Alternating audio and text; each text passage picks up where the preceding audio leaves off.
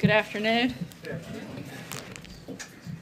The first state visit for the Trump administration was a tremendous success, and the First Lady in particular deserves a lot of the credit. Her attention to every detail and full engagement in the planning helped highlight and showcase the special relationship between the United States and France, our oldest ally. President Trump and President Macron also had a number of important conversations on critical issues facing each nation at home and abroad. As the President said yesterday, the future between the United States and France has never looked brighter. Tomorrow, the administration will be participating in the 25th anniversary of Take Our Daughters and Sons to Work Day. The President looks forward to welcoming many of your children and the children of those who work here at the White House. As a reminder, this Saturday is National Prescription Take-Back Day. Across the country, many businesses, medical offices, state, local, and tribal governments and first responders will host drop-off events where Americans can safely dispose of unused medication. Disposing of unused pills can prevent the misuse of commonly prescribed opioids. During the last National Take-Back Day in October, Americans disposed of a record-breaking 900,000 pounds of prescription pills. The Trump administration encourages everyone to take part. We can all be part of the solution. For more details on that, I encourage you to visit takebackday.dea.gov to find your local collection site and learn more about how to safely dispose of prescription medication. And with that, I'll take your questions. John. I asked the President yesterday about the allegations that Dr. Ronny Jackson is facing. There have been more allegations that have been leveled at him in the last 24 hours, one of which might involve a HIPAA violation or an alleged HIPAA violation. Do you have anything more on the allegations against Jackson? Is the White House saying anything about it? Yeah, Dr. Jackson's record as a White House physician has been impeccable. In fact, because Dr. Jackson has worked within arm's reach of 3 presidents, he has received more vetting than most nominees. Given his unique position of trust and responsibility, Dr. Jackson's background and character were evaluated during 3 different administrations. Dr. Jackson has had at least 4 independent background investigations conducted during his time at the White House, including an FBI investigation conducted as part of the standard nomination vetting process. During each of those investigations, Dr. Jackson received unanimous praise from dozens of witnesses, and the investigations revealed no areas of concern. Dr. Jackson has received glowing evaluations from his superiors, including several from President Obama, which said, such as Dr. Jackson should continue to promote ahead of his peers and already at a level of performance and responsibility that exceeds his current rank. But what about some of these allegations about overprescribing, the other one that I just mentioned a moment ago? I think that makes it pretty clear in terms of very thorough investigation and vetting process has taken place. None of those things that come up, we're continuing to look at anything beyond that. Darlene? Sarah, despite what you just said there, is the White House doing any sort of additional looking into Dr. Jackson's background in light of all of the allegations? There's been, again, a pretty thorough vetting process done by the FBI as well as 3 other independent investigations, but that's part of what the nomination process of Congress should do and what it's supposed to look like and why they should move forward with a hearing. And since the White House and the President are standing behind him, will you ask the Senate Veterans Committee to reschedule his confirmation hearing? We're continuing to work with members on the Hill. Major. I've got one on this and a couple on foreign policy. So is it the position of the administration that the people who have raised these allegations are lying? That's not what I said. I said we've done and multiple background checks have taken place, and we're continuing to look at the Do situation. you not find them credible, in other words? Again, These allegations. And do you think there's these anything are new. I that can only suggests speak political to motivation behind them? I can only speak to some of the personal accounts that those of us have, as well as the records that we have that are substantiated through a very detailed and thorough background investigation process. So on North Korea, during the State of the Union address, the President described the North Korean regime as one that shamefully tried an American, Otto Warmbier, sent him back to the country nearly dead, starves its own people, and is a dictatorship worse than almost any other. That's what he said in the State of the Union. How could that also be true if Kim Jong-un is honorable and open. How do you reconcile those two assessments of the leader and the regime in North Korea? The president's referencing the conversations that we've had ongoing over the last month or so in regards to the meeting to take place and their willingness to denuclearize on the peninsula, and that's what changed his appraisal of Kim Jong-un? certainly not that, but he is wants to have the ability to sit down and have these conversations, and in that process they have been open with their willingness to denuclearize, and that's certainly been the focus and what we have been pushing for and expect to happen. He thinks the regime is changing. I'm sorry? He thinks the regime is changing. We think that the maximum pressure campaign is working, but again, we're not going to let up on that campaign until we see some of the words that they've made go into concrete action, but they're moving in the right direction. John? Thanks a lot, Sarah. I wanted to get your reaction to the ruling that came down from a federal district court judge here in Washington concerning DACA. He said that the president's decision to end DACA was arbitrary and capricious. What's your reaction to this ruling, the third federal judge to rule against the president on DACA? The DACA program violates federal law. President Obama went around Congress and created the illegal DACA program. We believe the judge's ruling is extraordinarily broad and wrong on the law. What's worse is that it creates an incentive for more illegal immigrant youth to come here and causes them to expect similar judicial policies be applied to them. This ruling is good news for smuggling organizations and criminal networks, and horrible news for our national security. It's time for Congress to do what the president has called on them to do and offered to be part of and actually fix this problem. Is it still the main argument by the administration that the reason why it was necessary to cut off the DACA program was because of the threat of lawsuits by Republican attorneys general? That was certainly a big part of us knowing that this is an illegal program and something that Congress has the ability to actually create laws, and they're the ones that have to be part of this process and fix this problem. Steve?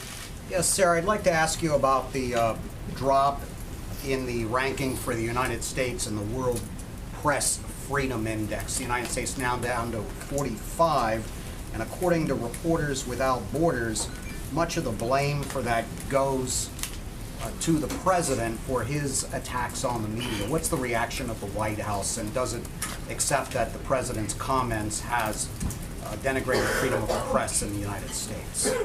Certainly would reject the idea that the president or this administration has halted freedom of the press. I think we're one of the most accessible administrations that we've seen in decades. I think by my mere presence of standing up here and taking your questions unvetted is a pretty good example of freedom of the press, and I think it's ridiculous to suggest otherwise. John? Thank you, Sarah. Two questions, one on President Macron's visit and the other on foreign policy.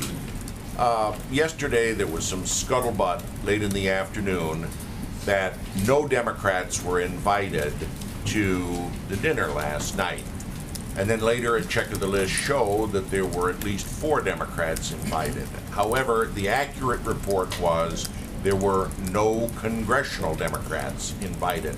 Now, going back to state dinners to when President Roosevelt hosted the King and Queen of England in 1939 and invited potential opponents, there have always been congressional Democrats at state dinners.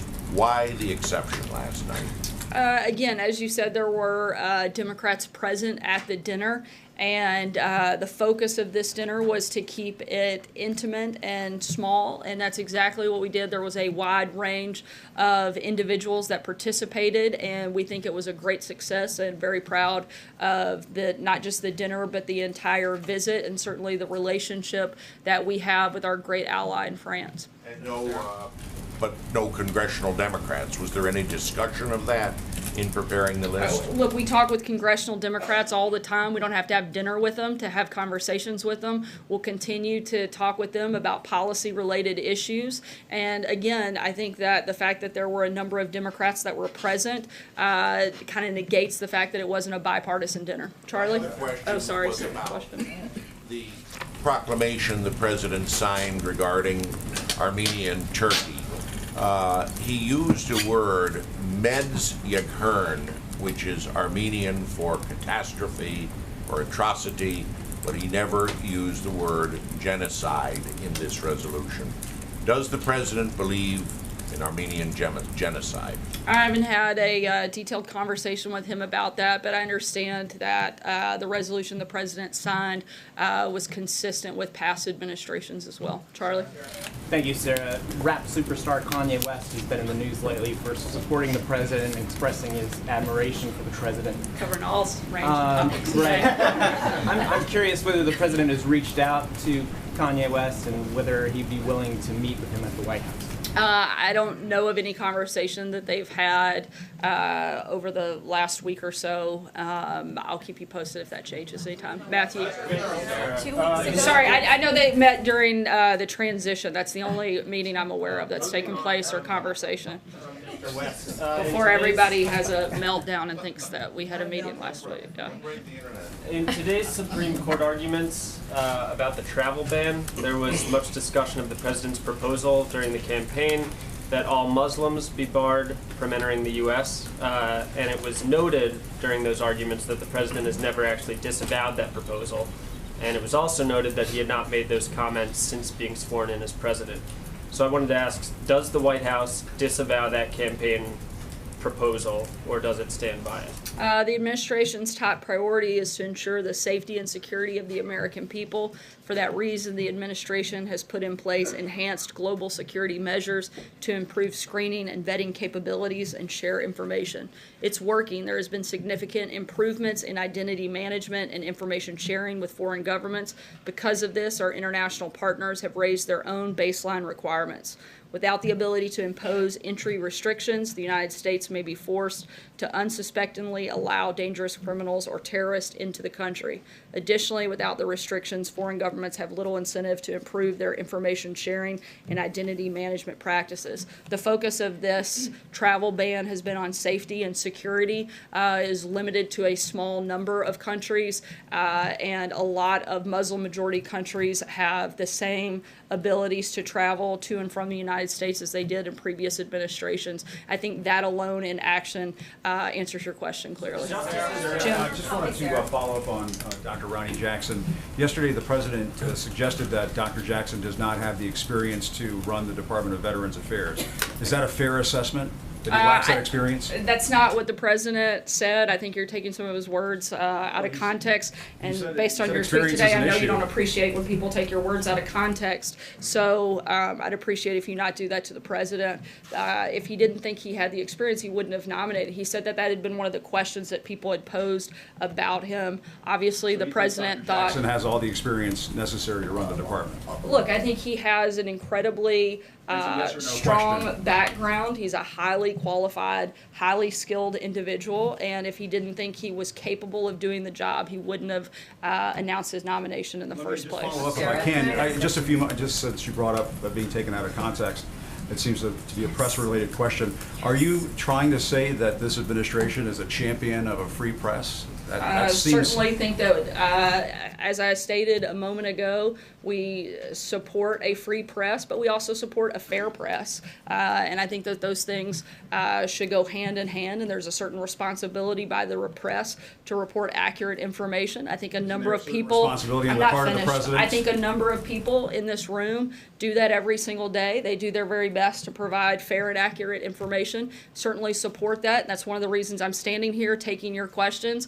And a lot of times taking your questions in a tone that's completely unnecessary, unneeded, and frankly doesn't help further the conversation or help the American people get any more information in a better way, which is your job and my job, and that's what I'm trying to do. I'm going to move on. David, go ahead. But the president's tone Jim, towards I'm the press. finished. The Thank you. president's tone towards the press obviously is not helpful at times, Thank and you, I think Jim. that that's plain to see. A David, go Navy ahead. Inspector General had problems with the way Jackson ran his medical office, which only has 50 people in it. What makes him qualified to run a big department that has 350,000 people in it? Look, I saw a number of members of both the House and Senate do interviews today, just earlier this morning, in which they said, look, we've tried this a number of other ways with people who have run massive organizations and it hasn't worked out very well. This is a different approach, but it certainly doesn't mean it's a wrong approach or that he's not qualified. This is somebody who's been on the battlefield, made decisions at a very high stress level, and saved a number of individuals' lives in some of the most trying circumstances. Somebody that understands the relationship between veterans and the needs and the care that they have as a veteran himself or as a service member himself, and somebody who has a relationship and a deep-rooted care and concern for those individuals that may be far and above what we've seen from previous administrators that have overseen that agency. He's a highly qualified individual, and we're going to continue looking at this and continue moving forward. Julie? Can you, are you telling us that the White House was not aware of any of the allegations before the president decided to name Dr. Jackson, just first of all to clarify? I'm telling you that none of those things have come up in the 4 separate background investigations that have taken place. There's been no area of concern that was raised for Dr. Jackson specifically. Can you describe to us then what the vetting process was at the White House before he was named? Given that, as David just mentioned, there is an Inspector General report and there have been allegations in the past that are now coming to light, but they existed before the president chose him. Again, Dr. Jackson has undergone 4 separate background checks, one that was conducted by the FBI, and all of those revealed nothing and came back with a clean recommendation. The only vetting that was done of him as a nominee was to look at his past background checks, is what you're telling us? No, I mean, there's a number of things, but you also have to remember this is somebody that spends more time with the president than just about anyone. These investigations are very thorough and certainly something that was taken into consideration. Blake? Thank you. Let me ask you a couple questions about the Tim Cook meeting that is either wrapped or going on right now. Do you by chance have a readout of what exactly took place that the president promised to The land? meeting was still ongoing when the briefing started. I know that the primary focus and purpose of the meeting is to discuss trade, something that's been on the president's schedule for the last couple of weeks. If we have any additional information, we'll let you know. Let me ask you, in the last month now, the president has met with Bill Gates, who is the second wealthiest individual in the world. Now he's meeting with Tim Cook, who runs the largest company in the United States. Does the president have any intentions at any point to meet with the wealthiest individual in the world, Jeff Bezos? And if so, under what conditions would that be? I'm not aware of that being on the schedule. I certainly haven't seen it on any of the look-aheads. I think the president would be open to it, but I'm not aware of anything being locked in at this point. Ashley? Sarah, Scott Pruitt lived for below market rent in a Capitol Hill row house owned by an energy industry lobbyist. He reportedly directed staff to give raises to top aides and then obfuscated about it. He spent over $150,000 of taxpayer dollars on first-class travel. And he reportedly once even tried to get his security detail to use their sirens so he could get to a reservation at Le Diplomat, among other alleged ethical lapses. I know you said yesterday you were looking at reports about him, but can you sort of explain why he still has a job in the president's cabinet and also how his behavior is in keeping with the values of draining the swamp? Again, we're evaluating these concerns, and we expect the EPA administrator to answer for them, and we'll keep you posted. Aisha. Thanks. Just to follow up on that, when you say you expect the administrator Pruitt to answer for these accusations, where do you expect that to happen? Like, are you looking for this in hearings? Is the White House asking them questions? We're having Like, ongoing how is this conversations. and also, just to follow up on Jackson, when you say that he's been through 4 background checks, can you say, but these allegations have now come up, and some of them are very serious. Is the White House going to look into the allegations that have been made against him about drinking on the job and Certainly something that we would look at, absolutely. Okay. Sarah. Take one last question, Francesca. Thank you, Sarah. I wanted to clarify too about these 4 background checks. Were any of these background checks since President Trump took office or since he was named as the nominee for VA Secretary? And has the White House ever been informed of allegations like these, like excessively drinking on the job or passing out medication like candy, as it were, since he was was the physician for President Trump? I'm not aware of any of those allegations being made until the nomination was made. And sorry, and to follow up on what I was asking about the background check, when was his most recent background check? I'd have to look at the specific date, but my understanding is that a new one took place at the time of the new administration. Thanks so much, guys. See you tomorrow.